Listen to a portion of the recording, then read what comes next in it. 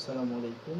আপনাদের আজকের এই অডিও প্রেজেন্টেশনটিতে আপনাদেরকে স্বাগত জানাচ্ছি। আজকের এই অডিও প্রেজেন্টেশনটি মূলত হচ্ছে অডিও এবং ভিডিও প্রেজেন্টেশন। মূলত হচ্ছে এটি হলো স্টিরিও রসায়নের লেকচার 3 এর পার্ট 1। স্টিরিও রসায়ন লেকচার 3 এর পার্ট 1। আমরা লেকচার 3-কে বেশ কয়েকটা পার্টে ভাগ করব, কারণ আজকে এই লেকচারে আমরা অনেকগুলো জিনিসকে কভার করব। সো প্রথমত আপনারা জানেন যে আজকে কোশ্চেন পেপার আপনারা দেখে বুঝতে পারছেন যে আমরা কোন কোন জিনিসগুলো কভার করবো, এবং স্টিরিওকেমিস্ট্রির জন্য খুবই গুরুত্বপূর্ণ এই লেকচারটি, বিকজ হচ্ছে যে এখন থেকে আমাদের স্টিরিওকেমিস্ট্রির গুরুত্বপূর্ণ ডিসকাশনগুলো শুরু হতে যাচ্ছে, এবং খুবই গুরুত্বপূর্ণ, এবং কোনো ক্লাসই খুব যথেষ্ট মনোযোগ সহকারে না শুনলে যেটি হবে সেটি হচ্ছে যে আপনার ধারাবাহিকতা নষ্ট হবে। সেই জন্য হচ্ছে যে পরবর্তীতে দেখা যাবে ক্লাসগুলো ঠিক মতো বুঝতে পারবেন না। সেই জন্য রিকোয়েস্ট থাকবে যে প্রতিটি ক্লাসকে ধারাবাহিকভাবে অনুসরণ করা, যাতে করে আপনি ঠিক মতো বুঝতে পারেন। কারণ এক একটা ক্লাস মিস হয়ে গেলে পরবর্তীতে পরের ক্লাসটি থেকে আগের ক্লাসটি না করার কারণে আপনার ধারাবাহিকতা বা আলোচনার যে ধারাবাহিক প্রক্রিয়া সেটি না বোঝার কারণে অনেক জিনিসই বুঝতে পারবেন না। সুতরাং আমরা আজকে কথা না বাড়িয়ে শুরু করি। প্রথমেই 1 নম্বরে যে আমরা কোশ্চেনটি পড়ব সেটি খুব গুরুত্বপূর্ণ। সিস অ্যান্ড ট্রান্স আইসোমার কাকে বলে? প্রথমত হচ্ছে যে আইসোমার কাকে বলে এটা আমরা জানি, এবং হচ্ছে যে এখন কোশ্চেন আসলে হচ্ছে সিস কোনটা আর ট্রান্স কোনটা। তো আমরা এটিকে যদি সংজ্ঞায়িত করি তাহলে বিষয়টা এরকম দাঁড়ায়: কার্বনে যুক্ত অভিন্ন গ্রুপ বা পরমাণুগুলো অণুর একই পাশে অবস্থান করলে সিস সমাণু, এবং অভিন্ন গ্রুপ বা পরমাণুগুলো বিপরীত পাশে অবস্থান করলে তাকে ট্রান্স সমাণু বলে। খুবই সিম্পল। আমরা একটা যদি ছবি দেখার চেষ্টা করি, ছবি দেখলে বিষয়টা আমাদের কাছে ক্লিয়ার হবে।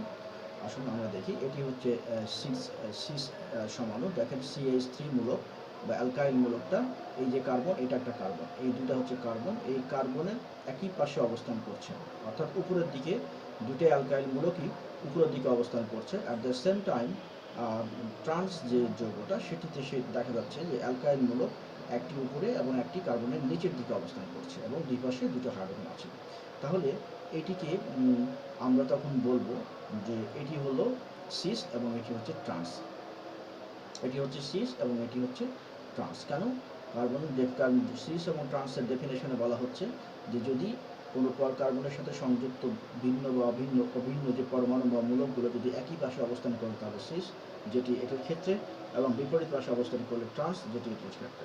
সো আশা করছি এই কোশ্চেনটা আপনারা বুঝতে পেরেছেন। আমরা হচ্ছে যে এই কনফার্মেশনের সমাণু যেটি, সেটি আমরা এখন জানতে চাই যে কনফার্মেশনাল সমাণুর সংজ্ঞাটা কী। কার্বন কার্বন একক বন্ধনের চারিদিকে ঘূর্ণনজনিত অণুর ত্রিমাত্রিক বিভিন্ন স্থানিক যে বিন্যাস পাওয়া যায় তাকে কনফার্মেশনাল সমাণু বা কনফার্মার্স বা রোটামার্স বলে। তাহলে এই কোশ্চিনটাকে আমরা ভিন্নভাবে করতে পারি। কনফার্মেশনাল সমাণু কাকে বলে, বা রোটামার্স কাকে বলে, বা কনফার্মার্স কাকে বলে? কনফার্মেশনাল সমাণু বা রোটামার্স বা কনফার্মার্স।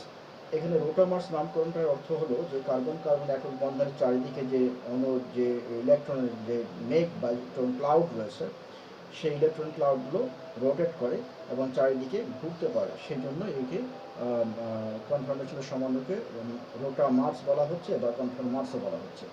আচ্ছা, তাহলে এই দুটি কোশ্চেন আপনারা বুঝতে পারলেন, এবং এই দুটি কোশ্চেনের একটি ক্লিয়ার যেভাবে বললাম সেভাবে নোট করে নিয়ে এই দুটি কোশ্চেন এখনই আপনারা আরেকবার পড়ে নেবেন।